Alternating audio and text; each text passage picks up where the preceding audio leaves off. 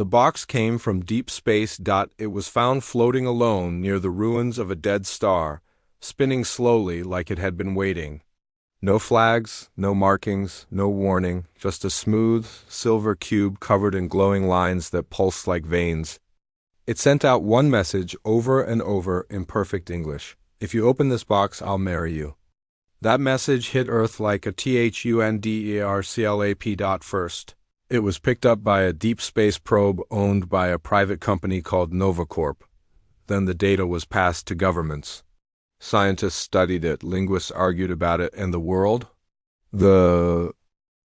couldn't stop talking about it. Was it real? Was it a joke? Or was it some kind of trap? No one knew who sent it, or why. But when NovaCorp managed to bring the box back to Earth, things got even crazier. The box was taken to a secure lab in Nevada, a place where smart people in white coats whispered and stared at screens all day. They tried everything they could to figure it out: lasers, magnets, x-rays, even a monkey in a spacesuit, just in case. Nothing worked. The box didn't open. It didn't break, and it didn't talk again until someone touched it. One day, during a routine scan, a scientist named Dr. Lena Marlowe reached out and brushed her fingers across its surface. The lights on? The box flared bright, and suddenly a voice filled the room, not through speakers, not through air. Inside their heads. "You have been heard," said the voice, smooth, calm, alien. "This is a challenge, a test, a promise. If you open this box, I will marry you." Then silence. Everyone in the room froze. Then panic. Then excitement. Then fear. The message was recorded and leaked within hours. By the next morning, every screen on Earth seemed to show the same image: the strange silver box and the question that followed it like a curse: who would open it? And more importantly, should anyone? News channels ran wild. Some called it an alien love letter. Others said it was a weapon. A few claimed it was a message from future humans trying to warn themselves. One man in Brazil even built a shrine around a copy of the video and started collecting followers. But among all the noise, one name rose above the rest. Kai Renner. He wasn't a scientist. He wasn't a soldier. He wasn't even famous for anything useful. But he was rich and bold and bored. Kai owned a chain of adventure parks on Mars, zero-G skydiving, lava surfing on Io, that kind of thing. He made his money selling danger to the rich and stupid. And now he saw a new thrill. "I'll open it," he said on Live TV, grinning into the camera like he'd just won the lottery. The world gasped. His face lit up every screen. Some called him a hero. Others called him insane. Governments argued, religious leaders prayed, kids started wearing shirts that said, "I dare you." But Kai didn't care. He signed papers. He flew to Nevada. He stepped into the lab. The box sat in the center of the room. Silent and cold. He reached out. Then the box spoke again. This time, not in their minds. A hologram flickered to life above. The box, a woman, tall, beautiful, and human. Her skin shimmered like water under moonlight. Her eyes were deep as space itself. She wore armor that looked like woven light, and behind her, stars danced in slow motion. She looked straight at Kai. "You are not ready," she said. "You do not understand what you ask. If you open this box, I will be yours, but know this: I am not what you expect. My name is Vera, Queen of the THRYXINS. And if you open this box, 5 trials will follow. Only the worthy may survive them." Then the hologram vanished. Silence fell. Kai blinked. The scientist stared. The cameras rolled. He turned to the camera and smiled. "Well," he said, "let's see what's inside." And he opened the box. The moment his fingers touched the seam, the room went dark. Lights failed. Monitors died.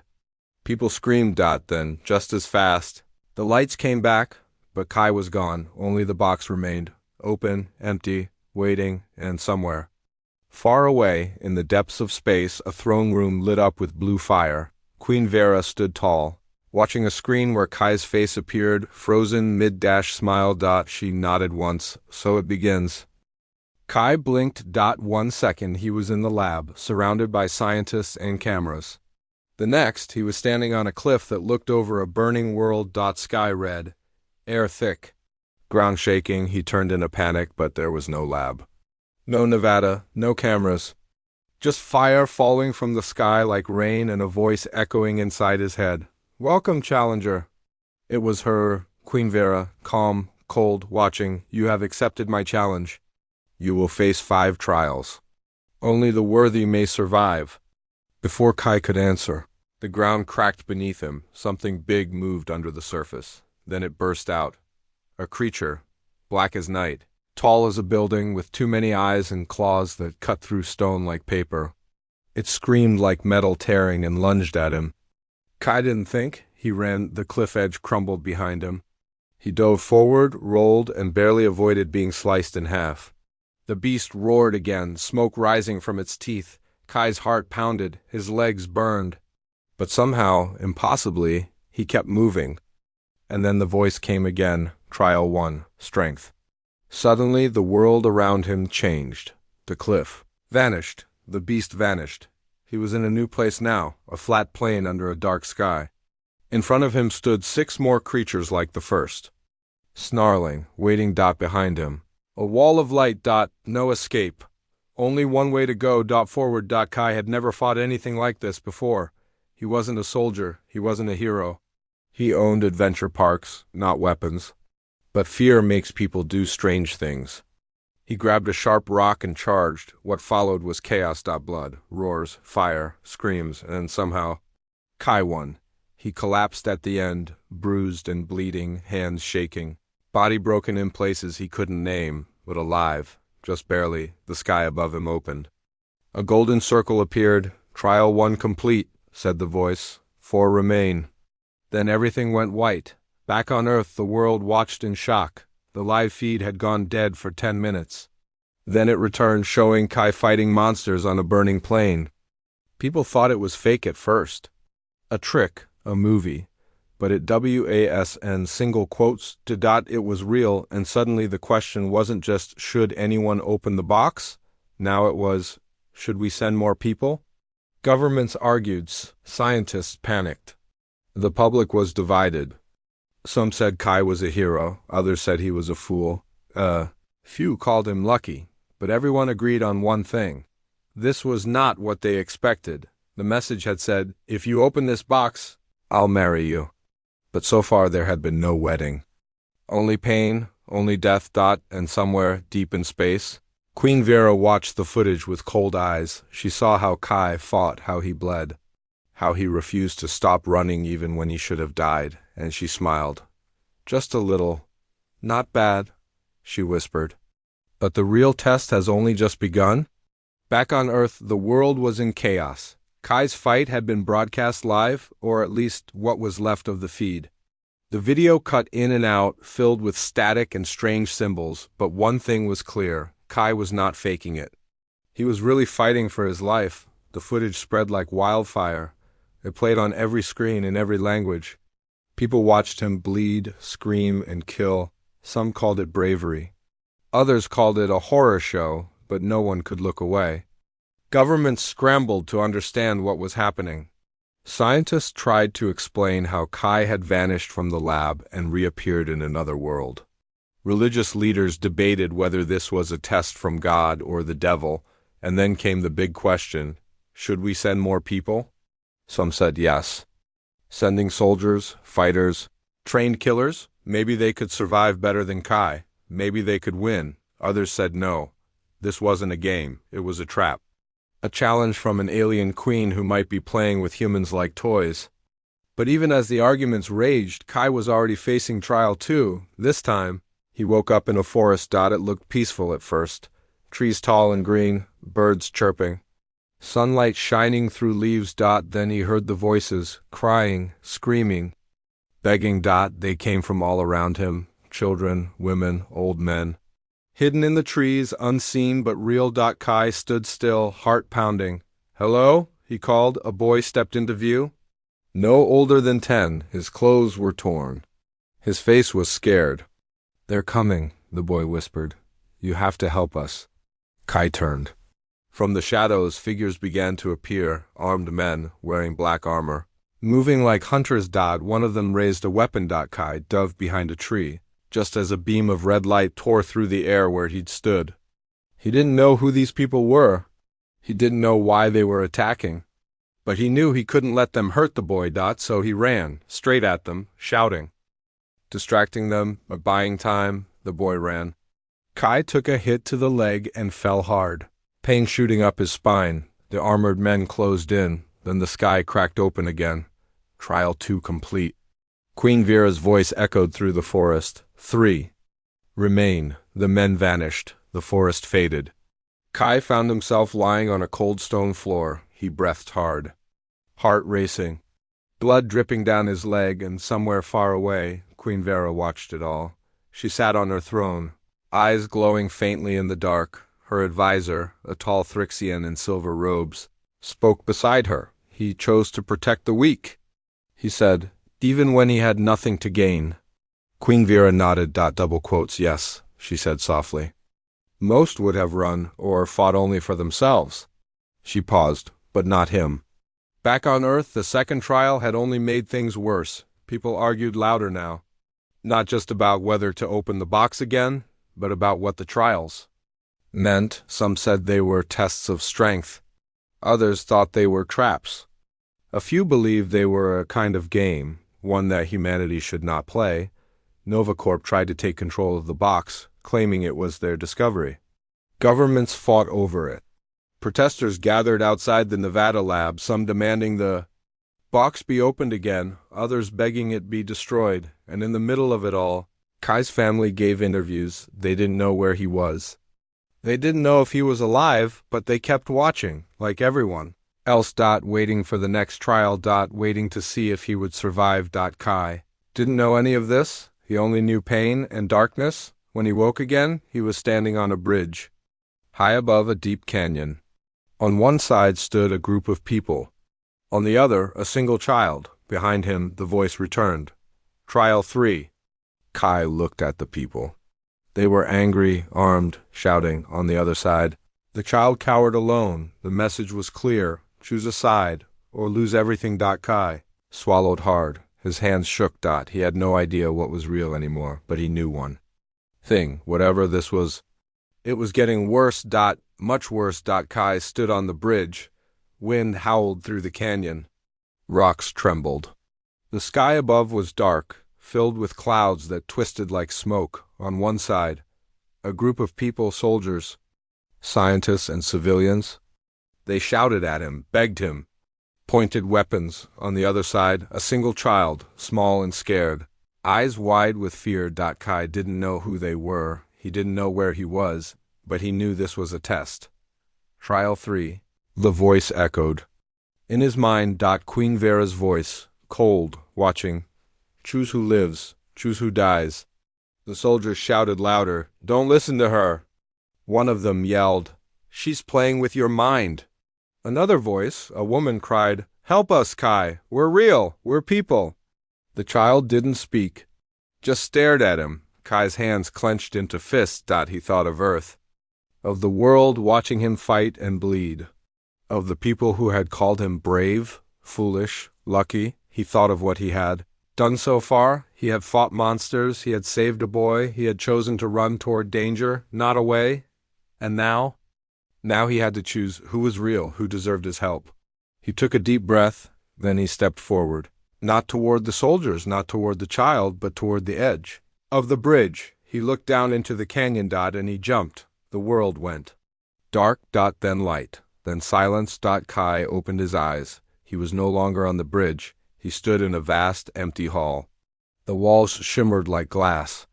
The floor glowed with stars. Queen Vera stood before him. Tall, beautiful, unreadable. Trial 3 complete, she said. 2 remain. Kai's legs nearly gave out. He was tired, broken, lost, but alive. You tricked me, he said, voice hoarse. You made me choose between people who weren't even real. Vera tilted her head. I showed you what you feared most, she said, and you chose not to choose. You chose to face the unknown?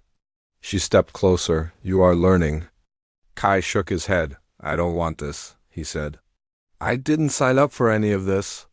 Vera studied him. You opened the box, she said. You knew what was promised. Kai looked down. I thought it was a joke, he admitted, a way to be famous. To feel like I mattered. He looked up again, but now I know what this really is. Vera raised an eyebrow. And what is that? Kai took a breath. A test, he said, not just of strength or courage, but of who we are. Vera smiled, just a little. Very good. Back on Earth, the world was watching. The footage from the trials had become a global obsession. Every second was studied. Every word analyzed. Some said Kai was being tortured, others said he was being trained, and a few, the smart ones, realized something else. This wasn't just about Kai. It was about humanity. What would they do if tested? Would they fight? Would they run? Would they choose the right thing, even when there was nothing to gain? And then came the next trial, and this one changed everything. Kai stood in a new place, a city in ruins, buildings burned, streets cracked. The sky was red, and in the middle of it all, two figures stood waiting. One was a human, a woman in a torn uniform. Her face was familiar. Dr. Lena Marlowe, the scientist who had first touched the box. The other was alien, tall, armored, with glowing eyes, a Thrixian general. They stood back to back, surrounded by fire and smoke. Trial 4, Vera's voice came again. You must decide, save your kind or mine. Kai stared at them. Then the voice added, only one will survive. The ground shook. From the shadows, enemies began to rise. Machines, monsters, soldiers with glowing weapons. They came for both of them. Kai had seconds to choose. He did single, quote. Instead, he ran not away from the fight, but toward it. He grabbed a weapon. He fought. He protected both. And when the last enemy fell, the world around him vanished. Only Kai remained, standing in the silence, alone. Trial 4 complete. Vera's voice was softer now. One remains. Kai looked up. What happens in the last trial? He asked. Vyra appeared before him. You will choose, she said, to accept me, or to walk away. Kai's heart pounded. He knew what that meant. Win the trial, and he would become king. He would gain power. He would leave Earth behind. But if he walked away, he might never see her again, and he might never understand what this was all for. Kai stood alone in the glowing hall. Queen Vera watched him, silent and still. Her eyes, deep as space, studied him like he was a puzzle she had almost solved. Trial 5, she said, the final choice. The walls around them shimmered. The stars in the floor pulsed like a heartbeat. Kai swallowed hard. He had fought monsters, he had saved lives, he had faced illusions, fears, and impossible choices. But now? Now he had to decide who he really was. You have proven strength, Vera said. You have shown courage, you have chosen mercy over power. But now I ask you this. Do you wish to rule beside me? She stepped forward. Behind her, the hall opened into space. 1,000 stars, 1,000 worlds. Take my hand, she said, and you will become king. You will leave Earth behind. You will gain knowledge, power, and my hand in marriage. She paused. Or you may walk away. Silence filled the room. Kai looked at her. At the stars. At the throne behind her. Then he looked at his own hands. Calloused. Bleeding. Real. He thought of Earth, of the people watching him fight, arguing over him, making myths out of him. He thought of what he had seen, of what humans were capable of. Good and bad. Brave and cruel, strong, and sometimes just lucky. He took a breath, then he spoke. No. Vera didn't move. Her face didn't change, but her eyes widened just a little. Kai stepped back. I won't take your throne, he said. Not because I don't want it, but because I know what happens when people like me get too much power. He looked up at her. Humans, we don't always make the right choices. We don't always do the right thing, but I think we need to learn on our own, without shortcuts, without being given everything. Vera studied him. Then, slowly, she smiled. You are wiser than you know. She raised her hand. A small, glowing seed appeared in her palm. Then take this, she said. Not power, not weapons, not knowledge of the stars. She placed the seed in his hand. Take this, a seed of understanding. Plant it where you will. Kai looked at it. It pulsed gently, like a tiny heart. What is it? He asked. Vera's voice was soft. A chance. Then the world went white. Back on Earth. The box sealed itself, the lights dimmed, the trial was over. Kai reappeared in the lab.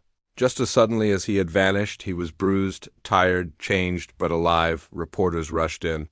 Scientists asked questions. Governments demanded answers, but Kai didn't speak. Not then. Not for a long time. Months passed. The box was taken away, hidden in a vault deep beneath the ocean. Guarded by a coalition of nations, no one would open it again. Not now. Not for a long time. Kai walked away from the spotlight. He didn't want fame. He didn't want money. He didn't want to be a hero. Instead, he traveled. He spoke in schools. In cities. In villages. He told the same story everywhere. Of a box, of a queen, of 5 trials. Of a choice, and of a seed. He never said what the seed was or where he planted it, but he always ended with the same words. We don't need alien power to be great. We don't need someone else's throne to be strong. We just need to remember that sometimes the bravest thing isn't to take. It's to walk away. And somewhere far across the stars, Queen Vera stood on her balcony. Looking out at the endless sky, a servant approached. The human has returned, he said. He turned down the throne. Vera nodded. I know. She looked toward Earth, a pale blue dot in the dark. Perhaps one day, she said softly, the right human will open that box. Until then, let them dream. And beware.